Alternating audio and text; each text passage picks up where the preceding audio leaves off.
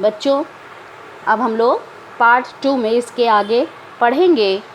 Automobiles जैसे motor car, trucks, buses चलने लगे, इसी प्रकार से मोटर वाले बोट्स और शिप्स चलने लगे, जिससे वाटर में ट्रांसपोर्ट होने लगा।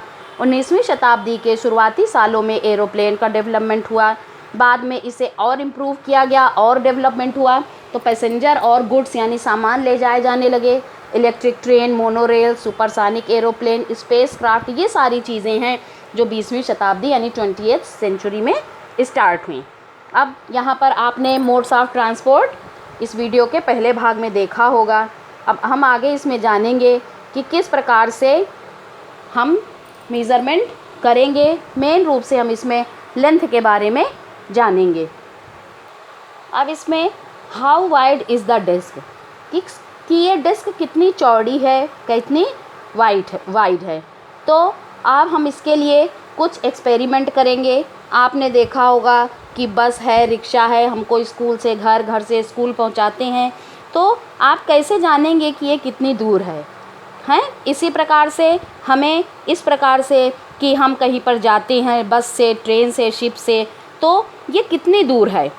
तो इस प्रकार से हमें ज़रूरत पड़ती है दूरी को नापने के लिए, डिस्टेंस को नापने के लिए, जिससे हमें लंबाई और चौड़ाई के बारे में हम जान सकें। तो हम क्लासरूम में भी ये चीज़ें एक्सपेरिमेंट कर सकते हैं कि मान लीजिए डेस्क है, तो उसमें अगर 2 लोग बैठते हैं तो बराबर बराबर हम इसको कैसे बांट सकते।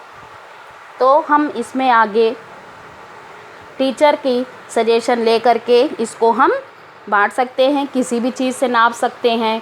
अब इसमें आपकी बुक में दिया है कि गिल्ली और डंडे से इन्होंने नाप लिया, कि दोनों तरफ से इन्होंने नापा कि कितने डंडे और कितनी गिल्ली आई। जैसे मान लीजिए लंबाई में 3 डंडे या 4 डंडे, चौड़ाई में 2 गिल्ली या 4 गिल्ली, इस प्रकार से हम इसको नाप सकते हैं। ये देखिए इस चित्र में इन्होंने देखा कि लंबाई इसकी 2 डंडे और 2 गिल्ली के बराबर है। अब मान लीजिए कि हम डेस्क को नापते हैं और उसमें कुछ जगह रह जाती है, तो आप क्या करेंगे? इसके लिए हम धागे का प्रयोग कर सकते हैं। इसको हम पहले धागे की लंबाई से नाप लेंगे, जितनी जगह बचेगी उसको उसके फ्रैक्शन से नापेंगे। फ्रैक्शन क्या है कि मान लीजिए अगर आपने धागे को डबल कर दिया तो आधा आधा हो गया, यानी 1/2। अगर आपने उसको 2 बार फोल्ड किया यानी 4 उसके हो गए, तो 1/4 हुआ।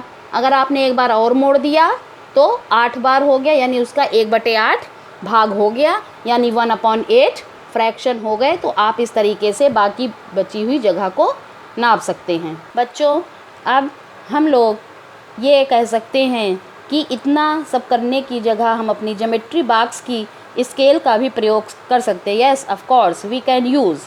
नाउ किस प्रकार से लोग पहले किन चीज़ों का प्रयोग करते थे, इसके बारे में हम जानेंगे।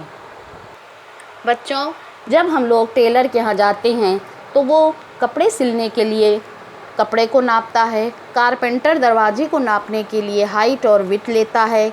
इस प्रकार से हर एक चीज़ की लेंथ ज़रूरी होती है। किसान अपने खेतों को लंबाई और चौड़ाई में यानी लेंथ एंड विड्थ में नापता है, ताकि उसे पता चले कि कितना बीज उसको बोना है। अब बच्चों, लंबाई हमारी एक घर से दूसरे घर तक, या कश्मीर से कन्याकुमारी तक, या बॉम्बे से पंजाब तक, किसी भी स्थान की पास से पास या दूर से दूर हो सकती है। अब हम कुछ मेजरमेंट के बारे में जानेंगे। बच्चों, इस प्रकार से लेंथ को नापने के लिए हम लोग एक एक्टिविटी कर सकते हैं कि मान लीजिए कि आप अपने क्लास के बच्चों से कहिए कि आप लोग अपने अपने पैरों से पैरों या कदमों से लंबाई और चौड़ाई को नापिए। तो आप क्या देखेंगे कि हर स्टूडेंट की पैरों की जो लेंथ है, उसके पैरों का या कदमों का, वो हमेशा डिफरेंट आएगा, क्योंकि सबके पैरों की लंबाई और चौड़ाई बराबर नहीं होती है। आप इसके लिए मेज की या डेस्क की आप लंबाई चौड़ाई नाप सकते हैं।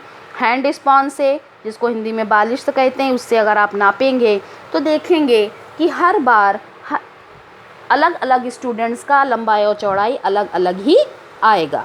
तो इस प्रकार से आप इसके लिए धागे का भी प्रयोग कर सकते हैं।